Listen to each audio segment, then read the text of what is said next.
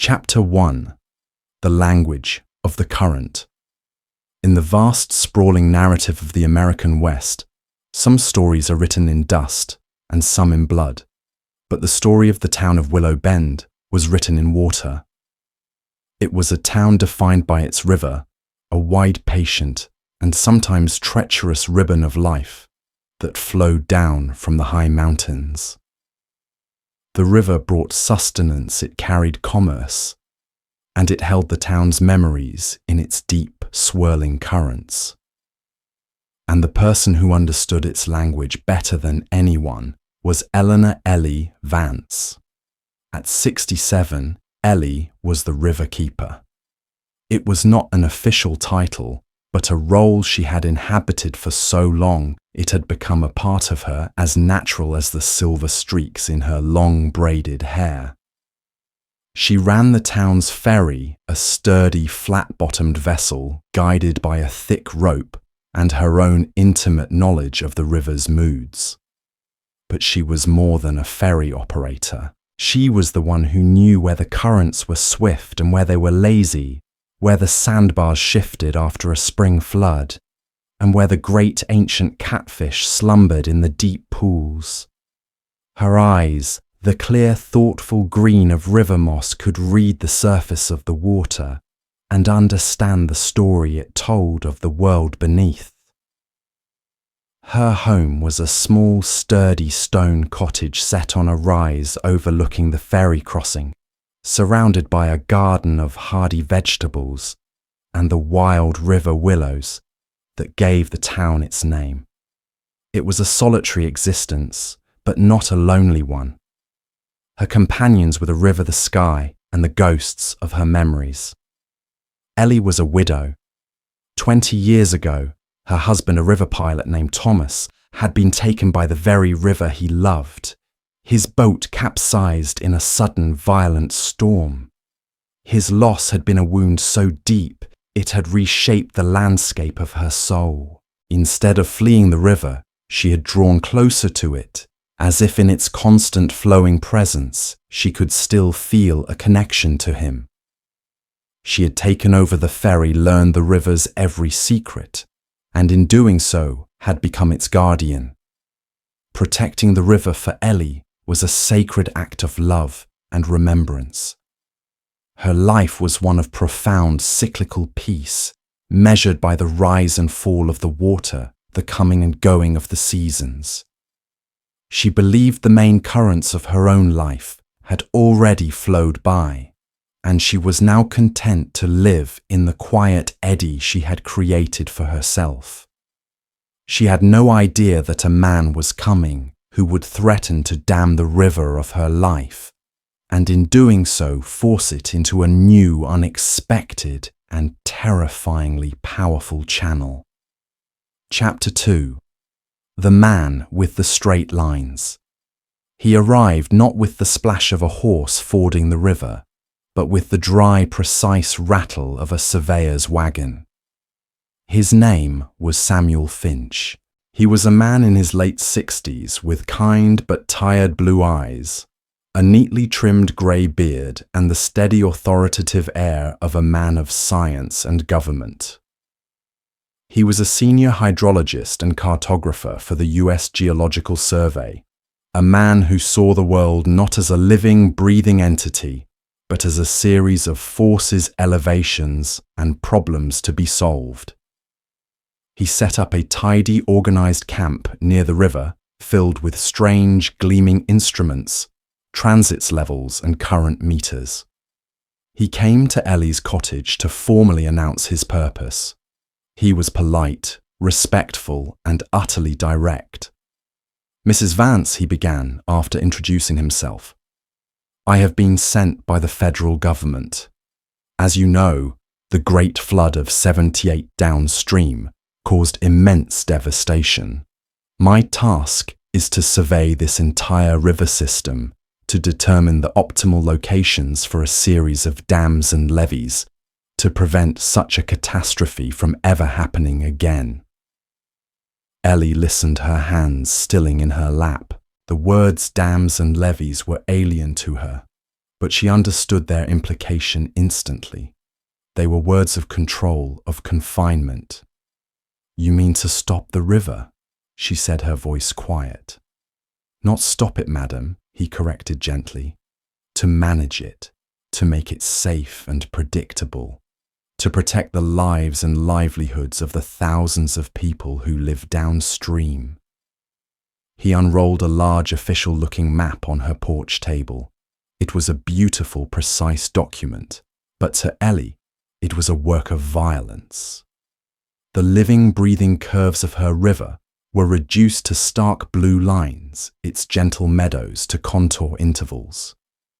He pointed to a spot just upstream from her crossing. "This location, based on the preliminary topographical data, is the most logical site for the primary dam. A dam. A great wall of stone and earth that would drown the rapids where Thomas had taught her to fish, submerge the sandbar where the eagles nested, and turn her wild, vibrant river into a placid, lifeless lake." The thought was a physical blow. "Mr. Finch," she said, her voice tight with a cold, rising anger. "This river has its own laws, its own rhythms. To do what you are proposing, it is not management, it is murder." Samuel looked at her, his kind eyes filled with a patient, weary sadness. He had met women like her before, people who clung to the old ways, who saw nature with a romantic, unscientific sentimentality. "Mrs. Vance, I understand your attachment, but I have seen what a river like this can do when it is angry. I have seen homes washed away, families destroyed. My work is to save lives. That is a sentiment I am sure you can appreciate." His tone was reasonable, his logic unassailable. But Ellie saw only a man with a map who did not understand the territory. "The lives in this valley matter as well," she said fiercely. "The lives of the fish, the birds, the willows. My life. This river is not a problem to be solved. It is a life to be lived with. The answer is no. You will not have my cooperation." He sighed, a man accustomed to such resistance. "My mandate does not require your cooperation, Mrs. Vance, though I would prefer it. The survey will proceed. I will need to cross the river daily. I am prepared to pay for your ferry services. The ferry is for those who respect the river," she said, turning to go back inside her cottage. "I suggest you learn to swim." Chapter 3. The Reluctant Crossing. For the first week, Samuel Finch was true to his word. He and his 2 young assistants attempted to conduct their survey without Ellie's help. They struggled. Their small skiff was nearly swamped in a current Ellie could have told them about. Their measurements were thrown off by the shifting riverbed. Samuel, a man of profound competence, was frustrated and humbled by this wild, unpredictable river that refused to conform to his scientific models. He was also intrigued by the woman who seemed to be a part of it. He watched her from his camp, saw the effortless skill with which she handled the ferry. Her movements economical and sure. He saw her reading the water, adjusting her path for an unseen snag or a subtle shift in the current. He realized with a grudging respect that she possessed a knowledge his instruments could not measure. After a particularly difficult day, in which a valuable current meter was lost to a sudden eddy, he swallowed his pride and walked back to her cottage. "Mrs. Vance," he said, standing at a respectful distance from her porch, "I was wrong. I cannot do this work properly without a guide who truly knows this river. I need your help. I will pay you double your usual rate. I will not ask you to support my mission only to help me navigate its waters safely." Ellie looked at him. She saw not just a government agent, but a man genuinely dedicated to his purpose, a man humbled by a force greater than himself. A part of her wanted to refuse to stand her ground, but another deeper part, the part that was the river keeper, knew that her duty was to all who travelled on the water, even those whose purpose she despised. And more than that, a dangerous thought occurred to her. If she were with him on the river every day, perhaps she could make him see it as she did. Perhaps she could show him the soul his maps could not capture. "I will take you across the river, Mr. Finch," she said, "but my price is not money. My price is that you listen. You will look where I tell you to look, and you will listen to what I have to tell you about the life of this place." Samuel, surprised and intrigued by her terms, agreed. "Very well, Mrs. Vance," he said. "I will listen." Their strange, reluctant partnership began. Chapter 4. The River's Stories. The days on the river were a quiet battle of philosophies. Samuel would set up his instruments, his world one of flow rates, sediment loads and elevation points. Ellie, while guiding the ferry, would conduct her own kind of survey. "Do you see that tall cottonwood, Mr. Finch?" she'd say, pointing to an ancient gnarled tree on the far bank. "That is the oldest living thing in this valley. My Thomas and I had our first picnic under that tree. Your dam would put it 50 feet underwater. Another day she would steer the ferry close to a steep rocky cliff. Look there," she'd whisper, pointing to a high ledge. "An eagle's nest. The same pair has returned to that spot for 10 years. The still water of your reservoir will drown their hunting grounds." She showed him the shallow spawning beds where the trout laid their eggs, the beaver dams that created vital wetlands, the places where the river's whispers told stories of forgotten Paiute camps. She was not arguing with him.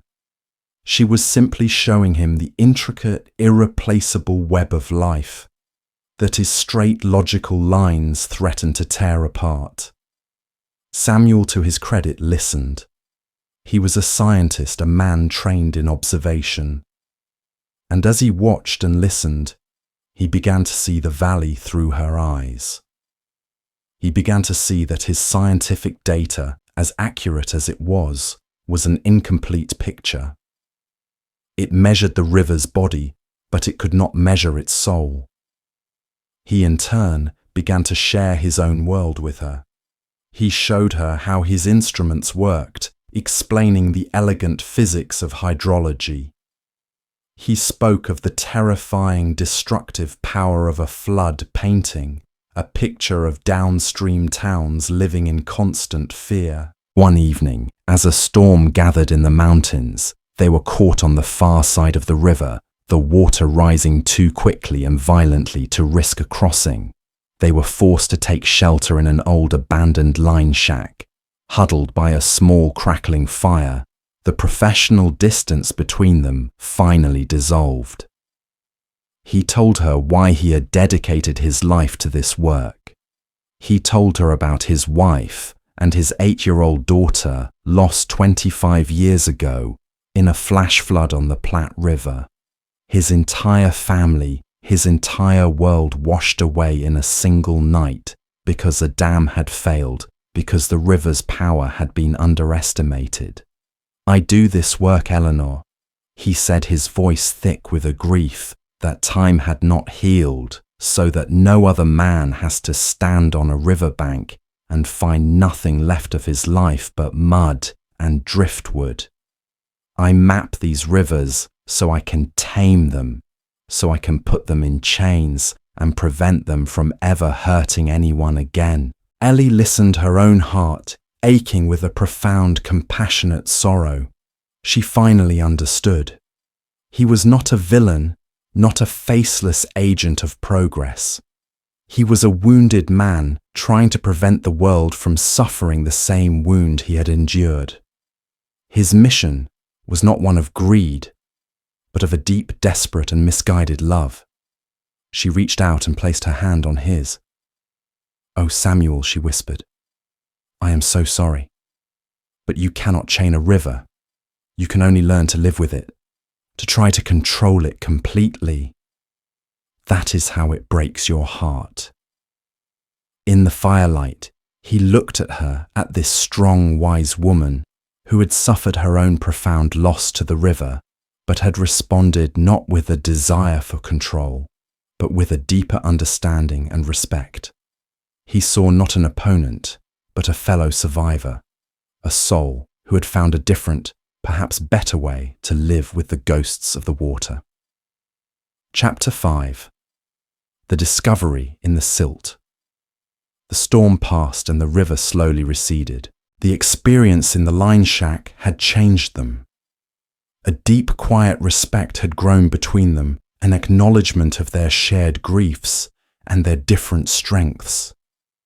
The survey continued, but its nature had shifted. It was now a collaboration. Samuel would take his measurements, and Ellie would add her observations, her knowledge of the river's history and habits. One morning, while Samuel's assistants were taking sediment samples from a deep, slow-moving part of the river, their dredge hit something hard. It was not a rock. After a great deal of effort, they managed to haul it to the surface. It was a small, heavily corroded, iron-bound strongbox. It was ancient, clearly having been in the river for a very long time. With a crowbar, Samuel managed to pry the rusted lid open. Inside, protected from the water by a thick layer of hardened silt, was a collection of objects wrapped in oilcloth. They carefully unwrapped the bundle on the bank of the river. Inside was a leather-bound journal, its pages fused together by time and water, and a single remarkable object, a surveyor's compass, its casing made of heavy tarnished silver. Ellie's breath caught in her throat. She would know that compass anywhere. It had belonged to her husband, Thomas. It was his most prized possession, a gift from his father, and it had been lost with him in the storm 20 years ago. With trembling hands, she took it. The needle miraculously still pointed north. Samuel watched her, his face full of a deep, quiet empathy. His scientific survey had accidentally dredged up a piece of her own lost history. Later that evening, back at her cottage, they worked together carefully, trying to separate the pages of the journal. It was slow, painstaking work.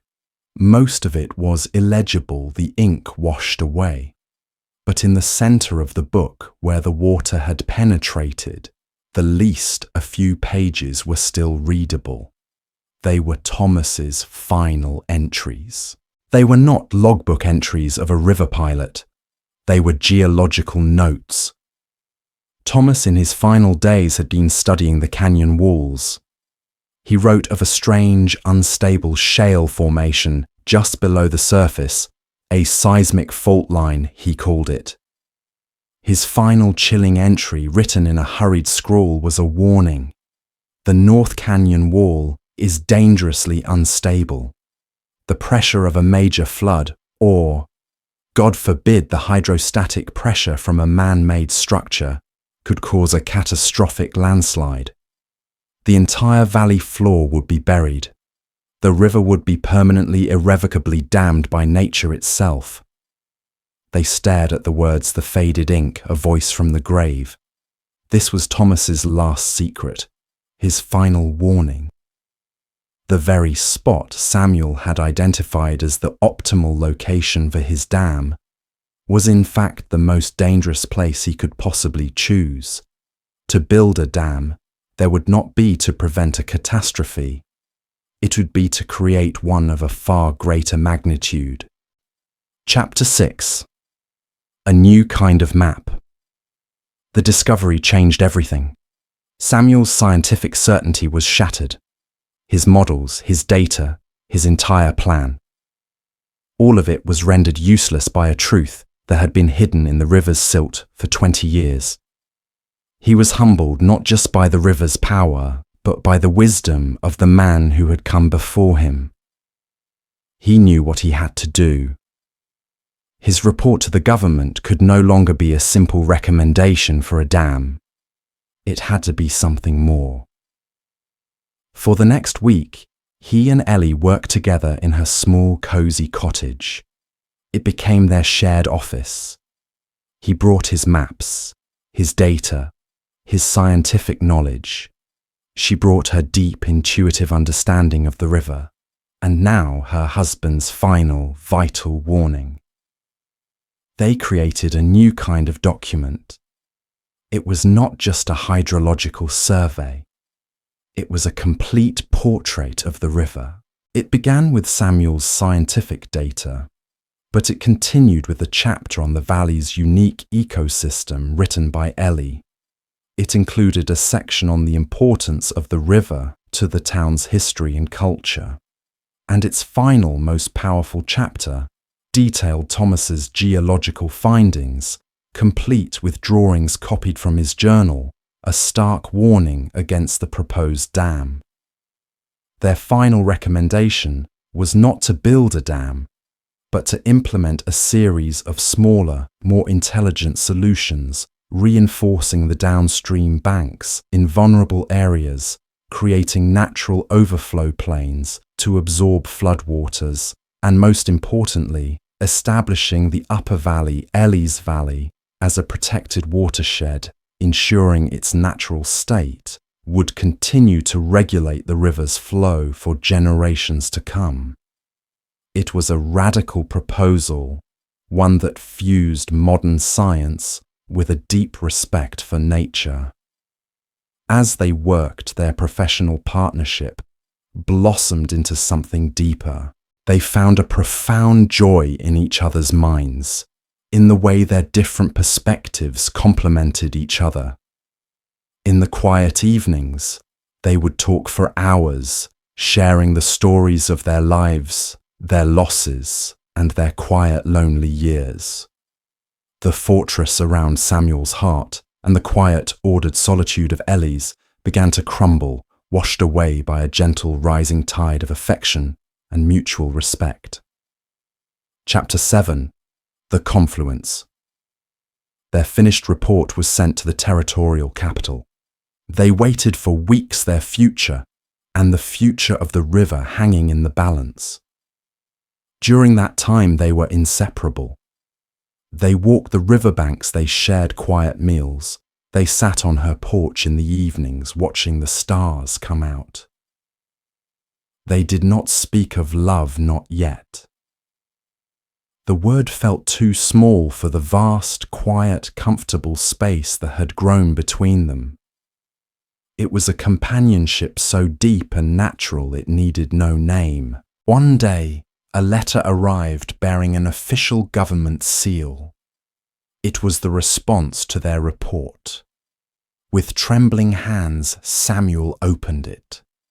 The letter stated that in light of the new and compelling geological and ecological data, presented the plan for a major dam at Willow Bend had been officially abandoned.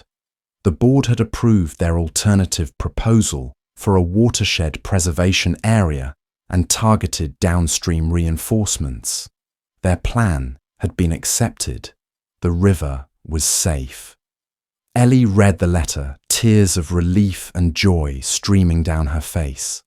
Samuel looked at her, at the beautiful, strong, wise woman who had taught him to see the world in a new way, and his heart felt so full, he thought it might break.